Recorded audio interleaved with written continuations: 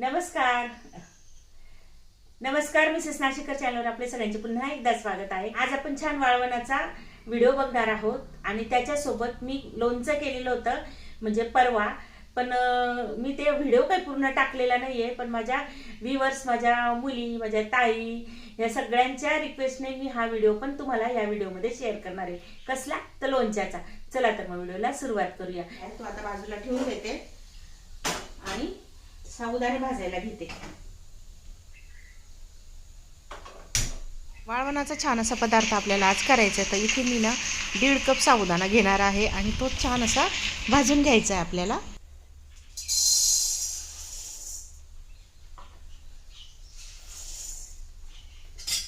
1.5 cup आपण इथे साबुदाणा घेतलाय।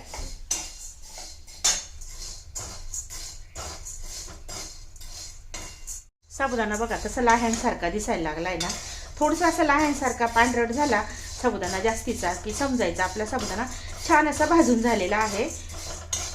थोडासा आकार पण चेंज होतो। लो टू मिडियम फ्लेमवर चांगला असा भाजून घ्यायचा। 5 ते 6 मिनिटात छान असा भाजून होतो साबुदाणा। साबुदाणा छान भाजून झालेला आहे, तो आता एका परातीत काढून घ्यायचा। आता हा गार होईल तोपर्यंत आपले बटाटे शिजून झालेले आहेत ते काढून घेऊया।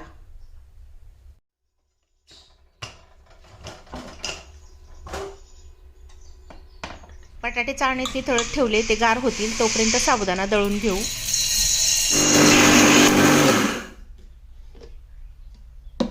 जितकं बारीक होईल तितकं मिक्सरमध्येच बारीक करायचे।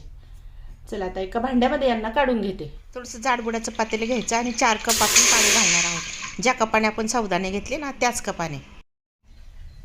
आता आपण इथे तिकडे 4 कप घातलं बरं का आपण पाणी। साबुदाण्याच्या पिठात पण 4 कप पाणी घालायचं आणि मिक्स करायचं। गोळे अगदी राहायला नको पाहिजे अजिबात। आता आपण बटाटे शिलून घेऊ आणि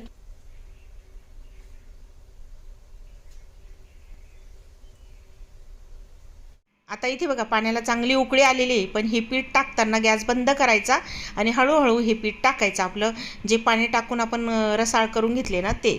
आता बघा अजिबात चमचा बंद करायचा नाही, म्हणजे कसं अजिबात गोळे पण नाही होणार। आणि आता गॅस चालू करून हे मिश्रण ढवळत राहायचं उकळी येईस्तोवर चांगली। आणि बघू शकता ढवळत ढवळत हे पीठ बघा कसं तयार झालेलं आहे। आता तयार पीठ झालेलं आहे आपलं हे साबुदाण्याचं। आता गॅस बंद करायचा आणि झाकून द्यायचं। बटाटे किसून घ्यायचे आणि किसणी शक्यतो बारीकच घ्यायची, म्हणजे ना आपली ही चकली छान पडेल। पुढे आपण दाखवलंच मी तुम्हाला चकली करायची आपल्याला। आता हा बटाट्याचा लगदा याच्यामध्ये घालायचा आणि चांगलं मिक्स करायचं। मिक्स करायचं म्हणजे कसं आपण खिशी घेतो ना त्या पद्धतीने चांगलं घेरून घ्यायचं। 1 चमचा तिखट टाकलं आणि पाऊण चमचा मीठ टाकलं। सुरुवातीला अर्धा टाकलं, मला थोडंसं कमी वाटलं। आणि हा चमचा ना आपला चहाचा चमचा असतो ना तो आहे, पोहे खायचा चमचा असतो ना तो आहे। गॅस आपला बंदच असणार आहे बघा। आता अजिबात गॅस चालू करायचं काम नाही आहे। छान आपण पापडाची खिशी घेतो ना त्याप्रमाणे चांगलं असं खिशी करून घ्यायची याची। बघू शकता छान असं आपलं तयार झालेलं आहे पीठ। आता याच्या चकल्या करायच्या आहेत आपल्याला। अगदी लगेचच घ्यायचं, कारण गॅस बंद असल्यामुळे पीठ आपलं तसंही गारच आहे। एक पॉलिथिनची पिशवी घ्यायची, तिला खालून थोडासा कट मारायचा आणि हे पीठ भरायचं आणि अशा मस्त चकल्या टाकून घ्यायच्या। अगदी पटकन होतात।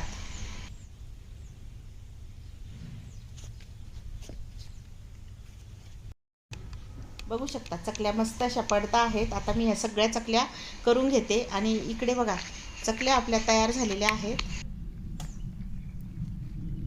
काय काम चाललंय?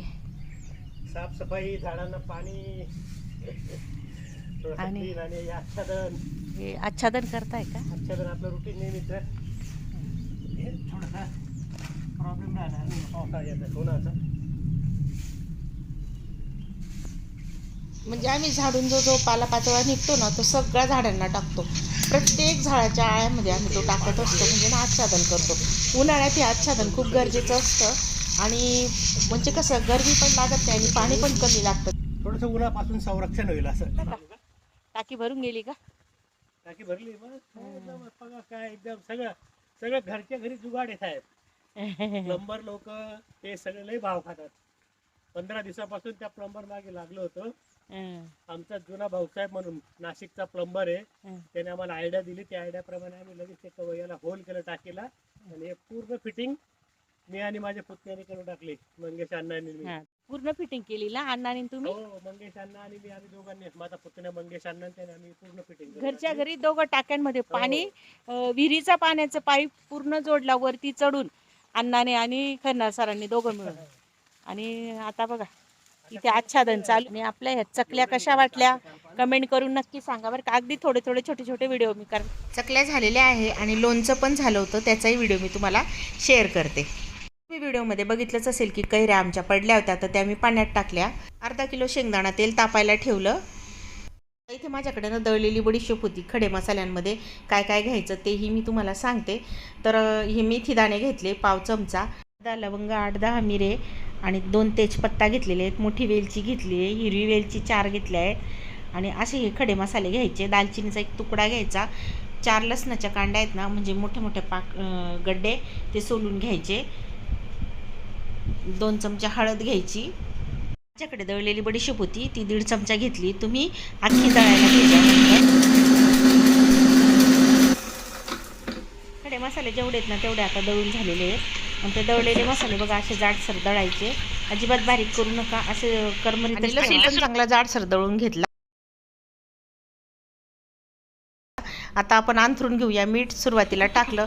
आता मीठ आहे 100 ग्रॅम आणि तिखट आहे 50 ग्रॅम, मोहरी डाळ आहे 50 ग्रॅम. मसाले जे दळले होते ते टाकले सुरुवातीला.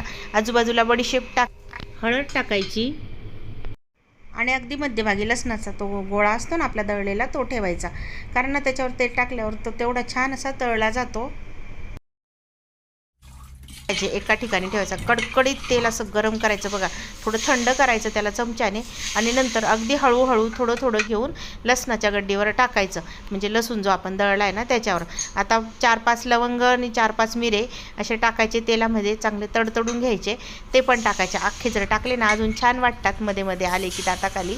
आणि जेव्हा तुम्ही तेल टाकता ना तेव्हा सर्व मसाले बाजूला करायचे, मीठ वरती करायचं आणि तेल टाकायचं, म्हणजे टेम्परेचर मेंटेन होतं. आता थोडासा हिंग घातलेला आहे पाव चमचा आणि तो पण टाकला.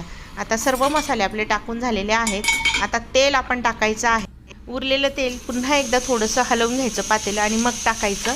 आणि बघू शकता एकदम मस्त असं सर्व मसाले अजिबात न भाजता आपण मस्त तेलात तळून घेतले. बघू शकता अजिबात कुठेही जळणार नाही. मीठ वरती करायचं म्हणजे टेम्परेचर मेंटेन राहतं. टेम्परेचर मेंटेन करायचं, मीठ काम करतं आणि मसाले मस्त सुंदर असे तळून होता. बघू शकता एकदम लाल चुटूक असं आपलं मसाला तयार झालेला आहे, म्हणजे खार तयार झालेला आहे. आता ह्या कैऱ्या पाण्यातून काढून घेतल्या, पुसून घेते. पुसून घेतल्यानंतर चिरून घ्यायच्या आहे, कारण ह्या थोड्याशा कवळ्या आहेत. जर तुमच्या कडक कैऱ्या असतील, वर्षभराचं लोणचं असेल ना, अगदी ह्याच पद्धतीने खार तयार करा, म्हणजे मसाला तयार करा. कैऱ्या मात्र पक्क्या आणा, म्हणजे आपल्या लोणच्याच्या व्यवस्थित कैऱ्या आणा. ह्या आमच्या ना झाडाच्या पडलेल्या कैऱ्या होत्या, अजून त्या पक्क्या नाही झालेल्या. पण लोणचं मात्र अशा मसाल्याच्या पद्धतीने तुम्ही केलं ना 100% चांगलं होईल आणि वर्षभर टिकेल. आता बघा कैऱ्या पण मस्त अशा चिरून घेते. पटपट चिरल्या जात आहे, एवढ्या खूप मोठ्या नाही आहेत. अशा छान फोडी करायच्या. फोडींमध्ये 1 चमचा हळद घालायची आणि 1 चमचा मीठ घालायचं. अगदी छोटा चमचा आहे हा, चहाचा चमचा बरंच घेतला आहे मी. आणि जास्त पण मीठ घेऊ नका आणि जास्तही हळद घेऊ नका, कारण आपण आधी पण हळद घातली. आता ह्या अंदाजे ना कैऱ्या 1.5 किलो असतीलच. तर आता ह्या कैऱ्या चांगल्या हळद लावून ठेवून दिलेल्या आहे. आता याला आपण जवळजवळ 7 ते 8 तास तसंच ठेवलं होतं. अगदी मसाला गार झालेला. मीठ आणि हळद लावल्यामुळे कैरींचं बघा पाणी पण निथळून गेलेलं आहे, म्हणजे ना लोणचं जास्त आंबट पण नाही होणार आणि कैरी अशी चांगली वातड राहील. हे सगळं का सांगते, कारण ना जर तुम्ही पक्क्या कैरीचं लोणचं करणार त्यावेळेस सेम ही पद्धत तुम्ही वापरा. चला आता फोडी मिक्स करून घेऊया. 2 काचेच्या बरण्या होत्या, त्या धुवून घेतल्या आणि वाळवून घेतल्या उन्हामध्ये. आणि त्याला हिंगाची धुरी द्यायची आहे. हिंगाची धुरी देऊन झाली, थोडंसं गार होऊ द्यायचं आणि त्याच्यात लगेचच लोणचं भरून घ्यायचं आपल्याला.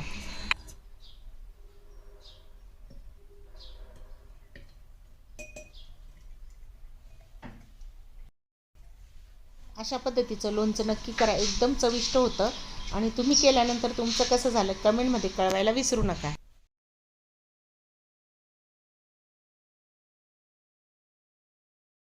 सुंदर मस्त लोणचं झालंय, खरंच अगदी 1 नंबर लोणचं झालेलं आहे.